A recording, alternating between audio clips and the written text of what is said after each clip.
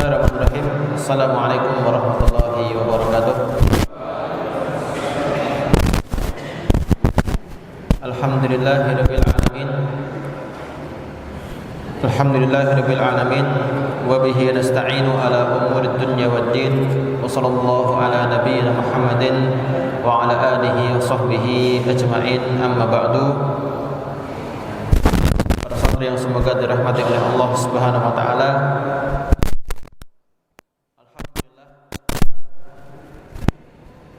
Kita bersyukur kepada Allah Subhanahu wa taala. Kita telah diberikan kemudahan oleh Allah Subhanahu wa taala untuk bisa berjumpa lagi. Karena kemarin libur ya. Libur atau meliburkan? Kemarin libur. Karena enggak bisa datang. Ya, jadi alhamdulillah sekali lagi kita bersyukur kepada Allah pada pertemuan kali ini kita bisa berkumpul lagi di majlis yang mulia untuk dalam rangka menambah pundi-pundi bekal kita untuk perjalanan kita yang masih panjang, sangat panjang. Dan puji syukur kepada Allah Subhanahu wa taala juga pada kesempatan ini kita berkumpul bisa belajar bagaimana cara kita memuliakan Al-Qur'an, bagaimana cara kita memuliakan ahli Quran. Dan memang sungguh sangat perlu ya kita belajar bagaimana kita harus mengerti kemuliaan Al-Quran itu sendiri, bagaimana keagungan Al-Quran dan ahlinya, agar apa? Agar nanti muncul rasa cinta di dalam diri kita kepada Al-Quran, agar muncul harapan di dalam hati kita agar bisa menjadi salah satu ahli Quran. Dan sungguh nanti sebagaimana Nabi katakan, al-mar'u yuhsyaru ma'a man ahab. Seseorang itu akan dikumpulkan kepada atau bersama orang yang dia cintai. Ya, kalau kita cinta kepada ahli Quran, ya, kita akan dikumpulkan bersama mereka biidznillah ta'ala nanti di akhirat. Dan Allah memberikan keutamaan kepada ahli Quran. Maka dari sini kita itu tidak boleh menyerah, ya, enggak boleh menyerah. Ya, jika kita tidak bisa menghafal Quran, sulit menghafal Quran, ya minimal kita memperbanyak bacaan Quran. Ya, biarpun kita belum bisa memahami Al-Quran secara menyeluruh, ya, enggak apa-apa. Tetap kita memperbanyak baca Al-Quran sehingga ketika kita banyak berinteraksi dengan Al-Quran, maka akan sedikit demi sedikit tumbuh benih-benih cinta. Tumbuh benih-benih cinta kepada siapa? Ya, kepada Al-Quran. Ya, karena terus bersama lama-lama apa? Lama-lama jadi senang, jadi cinta. Sama kayak antum deh, sama teman antum di sini. Dulu nggak kenal, lama-lama karena asramanya satu, makanannya sama, lauknya sama. Ketika mandi, yo nggak bareng, tapi apa? Ngantri. Minumannya juga sama. Lama-lama apa? Ya kenal, seneng. Jadi terus itu akan berlanjut nanti sampai antum lulus. Nah, ketika sudah ada rasa cinta kepada Al-Quran, maka dengan sebab itu biidznillah ta'ala kita akan mudah untuk mengamalkan Al-Quran. Yang namanya sudah cinta gimana? Antum sudah senang sama teman antum minta bantuan, pasti bantu atau enggak? Ya insya Allah akan dibantu semampu dia. Antum punya istri nanti, antum sudah senang sayang sama istri antum, istri minta apa, dikasih atau enggak? Ya sesuai kemampuan. Ya, kalau mintanya yang berat-berat, minta mobil 10 kan enggak bisa kita. Jadi sesuai dengan kemampuan. Tapi kalau kita pasti akan diberikan, minimal kan gitu. Nah, para santri yang semoga dirahmati oleh Allah Subhanahu wa taala, maka pada kesempatan kali ini kita akan melanjutkan kembali pembelajaran kita bersama Al-Imam An-Nawawi rahimahullahu taala dalam kitab At-Tibyan fi Adabi Hamalatil Quran. Ya, kita sampai pada bab yang kedua di dalam kitab ini, yang bunyinya al-babus tsani fi tarjihil qiraati wal qari ala ghairihima. Bab yang kedua yaitu pembahasan tentang mengutamakan bacaan Al-Qur'an dibandingkan dengan lainnya. Mengutamakan pembawa Al-Qur'an, ahli Qur'an dibandingkan dengan yang lainnya. Ya. Di awal bab beliau Imam Nawawi rahimahullah membawakan sebuah hadis dari sahabat Ibnu Mas'ud Al-Ansari radhiyallahu taala anhu Al-Badri. Beliau menyaksikan perang Badar bersama Rasulullah sallallahu alaihi wasallam. Nabi sallallahu alaihi wasallam bersabda, "Ya ummul qauma aqra'uhum li kitabillahi ta'ala." Ya, yang mengimami suatu kaum, yang berhak mengimami atau menjadi imam untuk satu kaum adalah aqra'uhum li kitabillah. Yang paling apa ini? Yang paling aqra'. Ya. Jadi yang berhak mengimami suatu masyarakat, suatu kaum adalah yang mempunyai gelar paling. Paling apa di sini? Apakah paling banyak hafalan Qur'annya, ataukah yang paling bagus bacaannya, ataukah yang paling paham dengan Al-Qur'an, atau bagaimana yang dimaksud dengan aqra di sini? Nah, para ulama berbeda pendapat tentang menafsirkan hadis aqra'uhum li kitabillah, yang paling aqra. Ya. Ada sebagian ulama yang mengatakan yang paling berhak untuk maju menjadi imam adalah siapa? Yang paling banyak hafalannya saja. Yang paling banyak hafalannya saja. Tidak perlu harus paham terhadap isi kandungan Al-Quran. Yang penting hafalannya banyak. Ini yang berhak jadi imam. Sebagian ulama berpendapat seperti itu. Ya. Kenapa sebagian ulama berpendapat seperti itu? Lebih baik apa? Yang paling banyak hafalannya, ya mungkin ya, dengan hafalan yang dia miliki, dengan bacaannya yang enak didengar, yang indah dan lain sebagainya, ya, itu menjadikan makmum, orang yang mendengarkan bacaan imam tersebut mudah untuk menghayati, mudah untuk merenungi apa yang dibacakan oleh sang imam. Gitu. Nah, itu pendapat yang pertama. Jadi yang pendapat yang pertama itu yang paling apa? Yang paling bagus tajwidnya, yang paham dengan Al-Qur'an, yang banyak hafalannya. Ini yang dikedepankan menjadi imam daripada yang lain. Ya. Kemudian pendapat yang kedua adalah orang yang lebih paham dengan isi Al-Qur'an. Yang pertama tadi hafalannya lebih banyak, bacaannya lebih bagus. Yang kedua adalah orang yang lebih paham terhadap isi Al-Quran.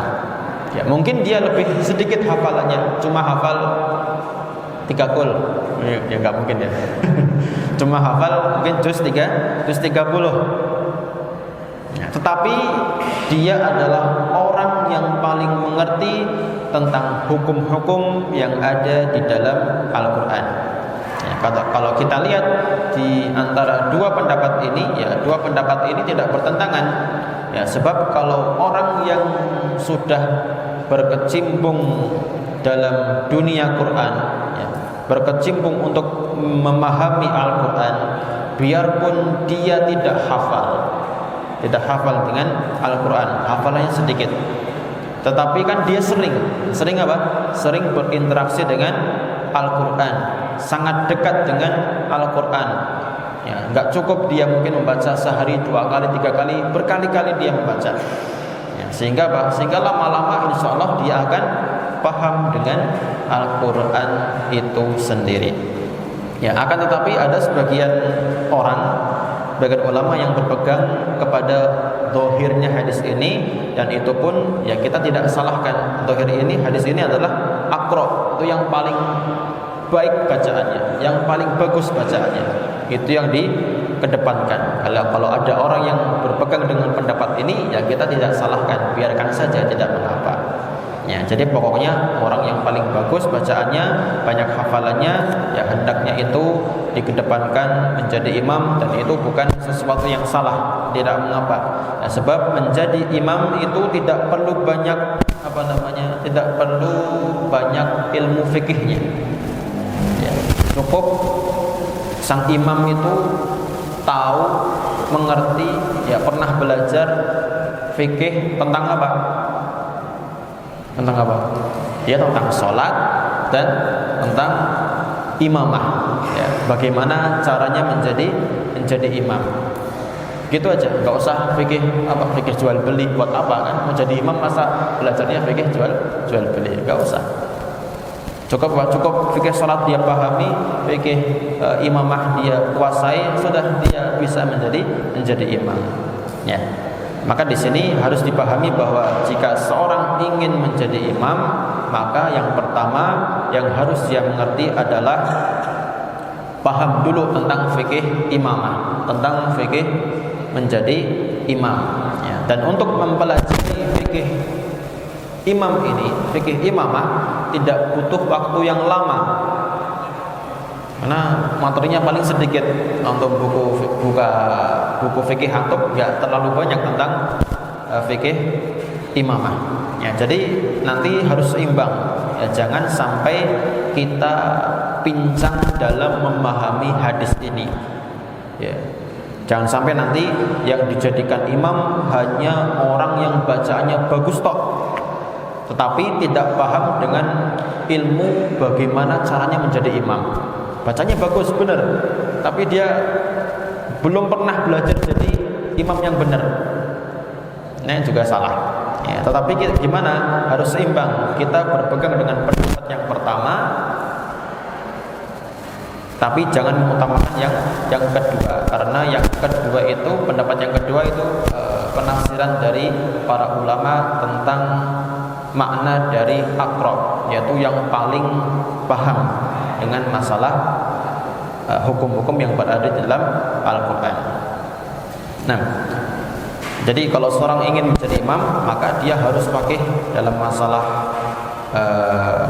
imamah, sama seperti misalnya tukang azan, ya dia harus fakih dalam masalah urusan azan. Jangan sampai tidak mengerti, apalagi ini masalah menjadi imam, ya sebagai apa? Sebagai pemimpin sholat, berat itu. Ya, dia harus mengerti bagaimana di saat menjadi imam, bagaimana nanti mengatur softnya, bagaimana nanti bacaan yang dibaca apakah harus panjang atau pendek, bagaimana nanti kalau imam lupa gerakannya, salah gerakan dalam sholatnya, kalau batal bagaimana. Nah, itu kan semua perlu belajar, perlu ilmu. Maka harus apa? Harus belajar dulu, tahu, minimal tahu ilmu tentang imamah. Ya. Kalau di kitab antum itu, ya lihat di catatan kakinya, beliau di sini mentahqiq hadis di atas. Beliau menyebutkan urutan-urutan siapa orang yang paling berhak untuk menjadi imam. Ya. Yang paling berhak siapa? Yang paling kuat pengaruhnya siapa? Ini harus jadi imam, tidak boleh yang lain. Ya, yang pertama adalah fa'ahakun nas bil imamah, orang yang paling berhak menjadi imam adalah al-wali. Siapa wali? Wali Songo? Hah? Siapa wali di sini? Ya, tuan rumah. Ya, tuan rumah atau pemimpin di daerah tersebut. Jadi misalnya di sini, di pondok, pemimpinnya siapa? Sejaka. Yang punya pondok siapa? Sejaka. Yang punya pondok misalnya Ustaz Asril atau Ustaz Arif yang punya pondok. Itu yang lebih berhak, yang lebih berhak. Di sini dikatakan walau fasikon, walaupun pemimpin tersebut orang fasik. Walaupun pemimpin tersebut orang fasik, karena kenapa kok dikedepankan tuan rumah, dikedepankan pemimpin daerah atau pemimpin negara tersebut? Karena ini pemimpin kita, ya, pemimpin urusan umat Islam dikedepankan. Biar apa? Biar masyarakat juga tahu, oh ini pemimpin kita. Di samping bisa memimpin urusan dunia, bisa juga memimpin apa? Memimpin urusan akhirat, masalah sholat, kan gitu. Dan juga apa? Dan juga agar tidak istilahnya kita melangkahi pemimpin kita. Jadi misalnya antum datang ke satu masjid, di situ ada takmirnya yang biasa jadi imam. Antum walaupun mungkin bacaannya lebih bagus, bacaannya lebih banyak, hafalannya lebih banyak, dan antum lebih faqih misalnya, ya tetap antum nggak bisa nyelonong langsung jadi imam, nggak boleh. Itu nggak beradab namanya. Biarkan takmir tersebut jadi imam. Nanti kalau antum diizinkan jadi imam, ya silahkan. Tapi kalau enggak, tetap yang jadi imam adalah takmir tersebut. Nah, ya, dalilnya apa? Dalilnya ini la ya'umman ar-rajula fi sultanihi. Enggak boleh seorang itu menjadi imam orang lain di daerah kekuasaannya. Ya, di daerah kekuasaannya. Misalnya antum datang ke rumah teman antum, ya teman antum itu yang lebih berhak menjadi imam. Karena apa? Karena dia, teman antum itu sebagai apa? Sebagai tuan rumah. Begitu juga nanti teman antum ketika datang ke mana? Kalau jazakallahu khair. Zawajakumullahu bikran. Ya. Apa tadi kan? Kalau di slide itu saya lupa gitu. Nah, begitu juga ketika antum kedatangan tamu. Ya, antum di rumah kedatangan tamu, sholat jamaah, ya antum yang lebih berhak jadi imam, karena ini wilayah siapa? Wilayah antum. Walaupun mungkin yang datang ustadz misalnya. Ustadz siapa? Ustadz Jaka datang ke rumah antum. Kemudian ada sudah masuk waktu sholat, tekan sholat di rumah antum, ya antum yang lebih berhak jadi imam. Karena apa? Karena antum sebagai tuan rumah, itu yang lebih berhak. Ya, kemudian bawahnya siapa? Setelah ada tuan rumah, ada pemimpin, bawahnya adalah wal imam ar-ratib ahaqqu min ghairil wali. Ya, yang kedua adalah imam rawatib. Ya, imam rawatib. Imam rawatib, imam apa maksudnya? Ya, imam yang sudah ditunjuk oleh takmir masjid, oleh masyarakat di situ untuk jadi imam. Ya, kayak di kampung-kampung, ya, masjid-masjid kampung itu kan sudah punya imam tetap sendiri. Ya, ketika antum pulang nanti, ya, antum nggak boleh tiba-tiba maju, mentang-mentang dari pondok, ya, hafalannya banyak tiba-tiba maju, ya nggak boleh. Karena sudah ada apa? Sudah ada imam tetapnya, sudah ada imam rawatibnya. Nah, kemudian setelah imam rawatib, yang kedua, kalau nggak ada, ya misalnya tadi kan wali pemimpin, tuan rumah nggak ada, adanya imam rawatib. Ada imam rawatib dikedepankan jadi imam. Kemudian imam rawatibnya nggak ada, maka siapa yang berhak jadi imam? Nah, yang berikutnya, summal afqah. Ya, summal afqah, yang paling apa? Yang paling banyak ilmunya, yang paling faqih, yang paling paham dengan masalah agama. Ai bi ahkamis shalah, yaitu dengan terutama dengan hukum-hukum salat. Ya, kenapa? Karena di dalam salat itu lebih banyak butuh kepada apa? Kepada fikih daripada kepada banyak hafalan atau tidaknya. Gitu ya. Antum salat cuma hafal surat-surat pendek, sah enggak salatnya? Ya kan sah. Pengen panjang salatnya diulang-ulang, enggak apa-apa. Ya, baca apa? 3 gol, baca semua. Diulangi lagi, baca lagi dari qul huwallahu kemudian al-falaq an-nas. Ya, biar lama enggak apa-apa. Karena memang hafalnya cuma itu. Ya, yang menurut ini, jadi yang dikedepankan yang paling faqih, yang paling paham dengan masalah agama, terutama salat, ya, salat aja. Kemudian yang kedua adalah yang berikutnya summal aqra, yaitu yang paling apa? Aqra di sini beliau jelaskan aqra itu adalah yang paling ahfad, yang paling banyak hafalan. Wa asah wal awil asah qiraatan, atau yang paling benar bacaannya, yang paling bagus tajwidnya, paling indah suaranya. Ini ya, antum yang paling indah siapa? Suaranya. Hah? Itu boleh, silakan. Jadi imam. Ya, tapi insyaallah suara antum indah semua. Ya, suaranya indah semua. Gitu ya. Walaupun gak indah, yang penting apa? Tajwidnya benar. Ya, tajwidnya sudah benar.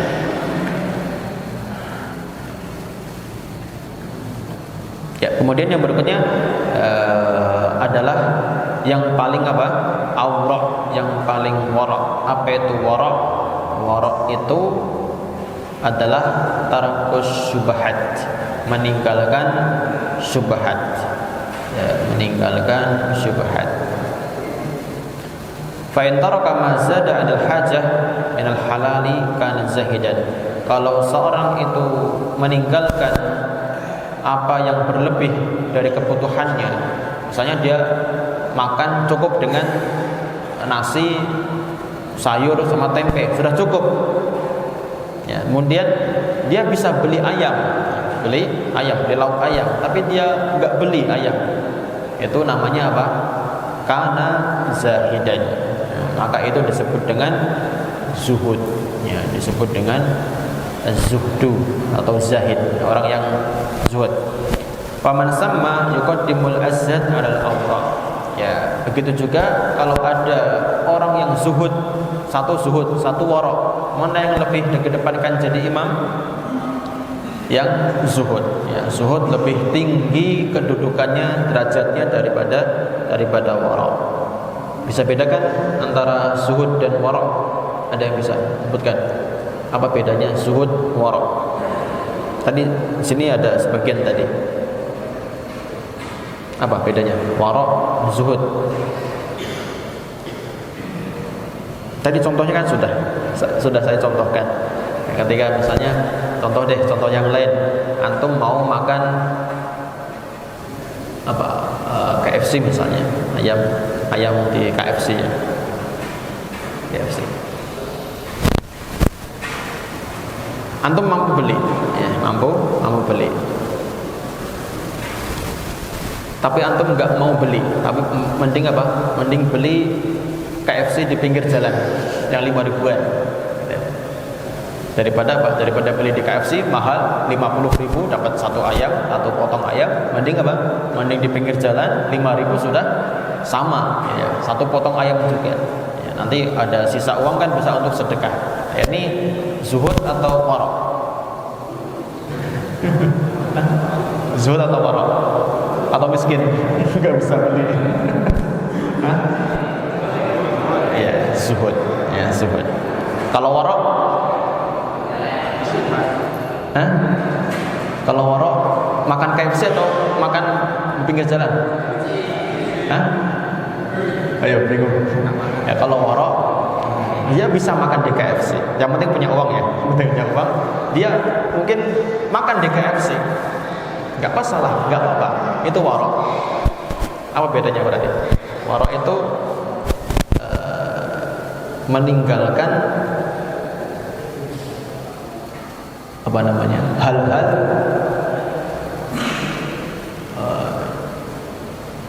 yang tidak membahayakan tidak membahayakan dirinya di akhirat. Ya, meninggalkan hal-hal yang tidak membahayakan dirinya di akhirat, itu waro.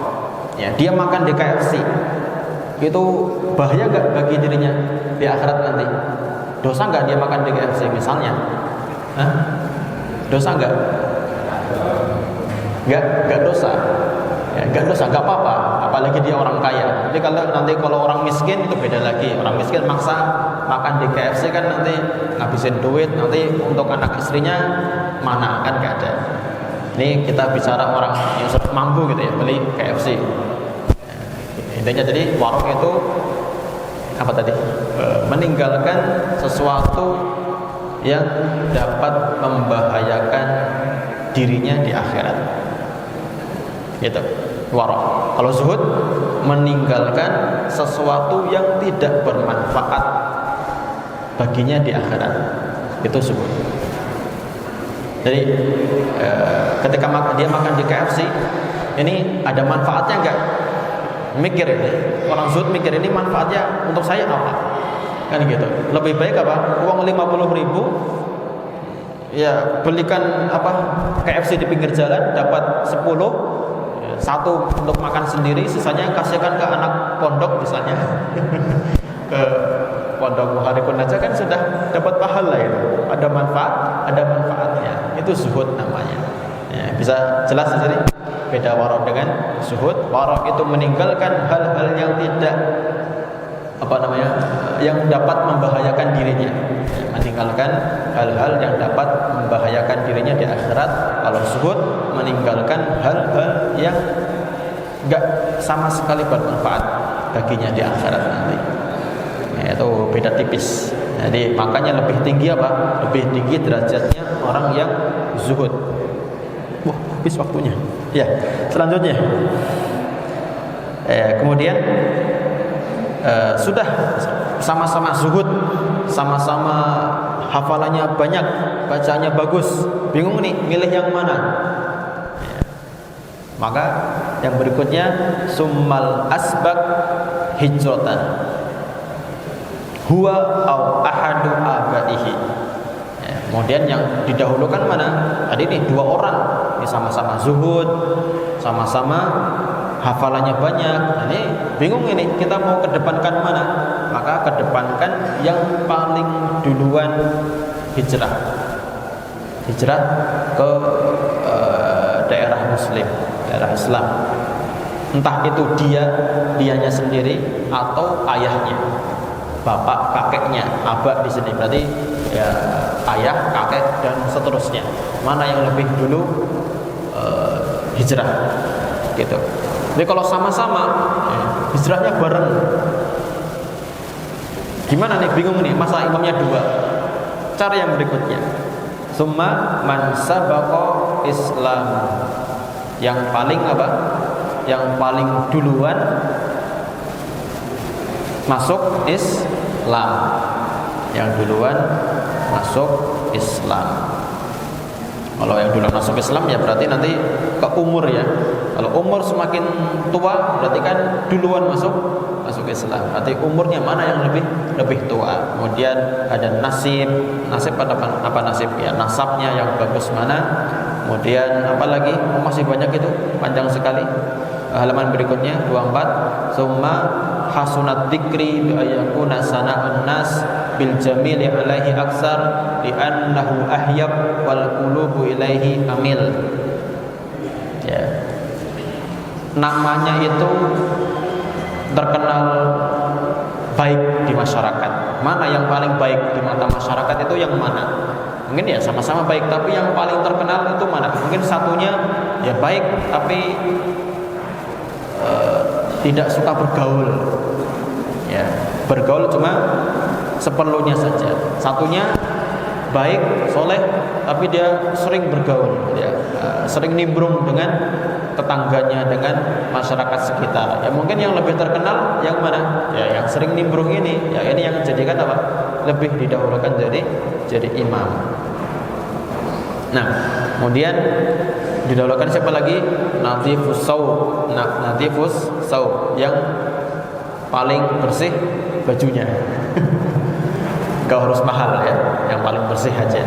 Ya, mahal tapi belum pernah dicuci, ya, 1 bulan gak dicuci kan sama aja. Ya, terus apa lagi? Nadhiful badan, badannya juga yang paling bersih. Terus hasunas saut, yang paling bagus suaranya, indah suaranya, enak didengar. Terus summa husnus surah, apa namanya? Syakalnya itu bagus, apa syakal? Bentuknya yang paling enak dilihat itu yang mana? Ini yang jadikan imam. Jadi imam ya harus rapi gitu ya, tidak sembarangan. Karena ini jadi contoh ya. Imam itu kan jadi contoh. Imamnya kalau pakaiannya jelek ya, compang-camping, ya ini masa imam ya menghadap Allah pakainya seperti itu. Ya bekas nggak apa-apa, lama nggak apa-apa, tetapi apa? Minimal bersih lah ya, bersih dan tidak kotor. Yang lebih kayak gitu. Nah, kemudian yang terakhir adalah adil, aula minal fasik ya, yang punya sifat adil, kalau satunya itu fasik ya, artinya fasik. Itu tentang imamah di dalam sholat. Kemudian yang berikutnya An Ibnu Abbas radhiyallahu taala anhuma, terakhir ya, dari sahabat Ibnu Abbas radhiyallahu anhuma, beliau mengatakan kana qura'u ashab majlis Umar wa musyawaratihi kuhulan wa syababan. Apa artinya Mas? Sudah diartikan? Apa? Ya, dahulu ya, yang menjadi teman musyawarahnya Umar bin Khattab ketika beliau menjabat menjadi khalifah, ya, pendamping beliau yang diajak musyawarah, yang diajak duduk bareng diskusi masalah urusan kaum muslimin, masalah negara, siapa? Al-Qurra, para Qurra, jamak dari apa? Jamak dari qari, para pembaca Al-Qur'an. Itu orang-orang terdekatnya Umar. Kalau ada apa-apa, ada musyawarah, Qurra diajak, para penghafal Quran diajak. Ya. Siapa itu para Qurra di sini? Bagaimana sifatnya? Sifatnya di sini disebutkan kuhulan wa syababan. Ya, kuhul itu apa namanya? Sebaya ya, masih paruh baya ya, atau masih muda itu kan. Syababan, masih muda. Jadi para orang-orang yang diajak musyawarah oleh Umar itu, mereka semuanya masih muda, masih mobilitasnya kuat untuk diajak ke sana kemari, masih bisa kenceng gitu. Jadi bukan orang tua-tua yang diajak, tapi yang masih muda, biar juga apa? Biar juga para generasi muda itu tahu apa? Tahu bagaimana cara memimpin negara. Jadi kalau yang diajak musyawarah orang-orang tua, nanti mati duluan ya. Siapa yang akan meneruskan pemerintahan kaum muslimin ya. Tapi di sini dijelaskan siapa itu Al-Qurra. Jadi catatan kaki bisa dilihat itlaqul lafzil Qurra, apabila disebutkan Qurra ya, kalimat Qurra yakhtalifu min haitsus zaman, maka akan berbeda sesuai dengan apa? Sesuai dengan zaman, sesuai dengan waktu. Fa zamanus sahabah wa man ba'dahum, maka pada zaman para sahabat, zaman Umar, wa man ba'dahum, dan zaman setelah beliau, setelah para sahabat, yaglibu hada al-itlaq 'ala ulama. Ya. Al-qura kalau disebutkan di masa para sahabat, maka yang dimaksud adalah para ulama. Yang dimaksud adalah para ulama, yang mana para ulama pada zaman itu, zaman para sahabat, zaman tabi'in dan tabi'ut tabi'in, mereka menggabungkan antara ilmu dan qiraah, membaca Al-Quran, hafalan Quran. Ya, wala yatasawwar fi zamanihim, jadi enggak terbayangkan di zaman mereka, zaman para sahabat itu, seorang qari yajhalul ahkam, enggak tahu hukum fikih. Ya, jadi enggak mungkin qari pada zaman para sahabat, pada zaman tabi'in itu enggak tahu masalah fikih. Mereka faqih semua, ulama semua, bukan hanya hafal, bukan hanya bagus bacanya, tapi apa? Mereka paling paham dengan hukum fikih. Jadi qura di sini ketika disebutkan dalam hadis berarti siapa? Bukan hanya orang yang hafal saja, tapi sudah paham dengan masalah hukum-hukum fikih. Faqih, ulama pada saat itu.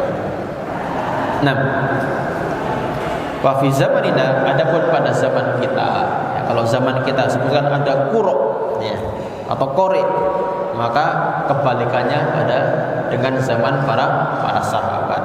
Ya, kebalikannya dengan zaman para sahabat. Ya, yaglibu lafdzul qura ala hafadati kitabillah taala. Maka secara umum mayoritas ketika disebutkan lafadz qari, kata qari, ya, zaman sekarang itu hanya apa? Hanya bagi orang-orang yang fokus menghafal Al-Quran saja. Sebut dengan apa? Sebut dengan qari. Zaman kita, kalau zaman dulu qari itu bukan hanya menghafal, tapi menguasai ilmu fikih, waris dan sebagainya, menguasai, ulama tenanan.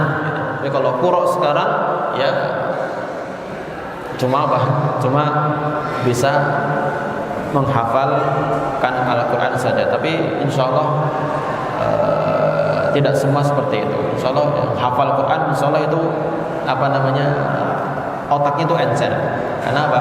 Karena diisi dengan hafalan Al-Quran, berkah kan otaknya itu, dan akan dibantu oleh Allah Subhanahu Wa Taala dalam berpikir, dalam melakukan aktivitas sehari-hari. Nah,